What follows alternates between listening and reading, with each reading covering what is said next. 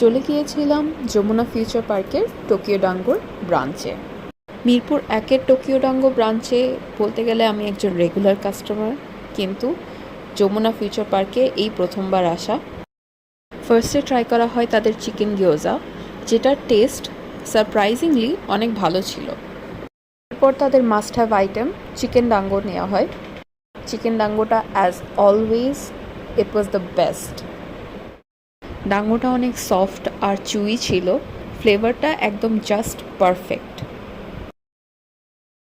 এরপরে চলে আসে তাকোয়াকি। তাকোয়াকির ওপরে ড্রাইড বনিত ফ্লেক্সের টপিং দেওয়া থাকে, যেটা বেসিকলি ড্রাইড ফার্মেন্টেড টুনা। ভিতরের ফিলিংটা থাকে অক্টোপাসের। আমার কাছে এটা 7/10। ওদের শ্রিম্প ডাঙ্গোটাও নেওয়া হয়েছিল, কিন্তু শ্রিম্প ডাঙ্গোটা বেশি ভালো লাগেনি, এই জন্য এটা ডিটেল কিছু বললাম না। নিয়েছিলাম ওদের জেলি জুস। অরেঞ্জ জেলি জুসটা একদম পারফেক্ট, খুব বেশি মিষ্টি না, ব্যালেন্সড একটা drink. That's it for this one. ফিনিতো।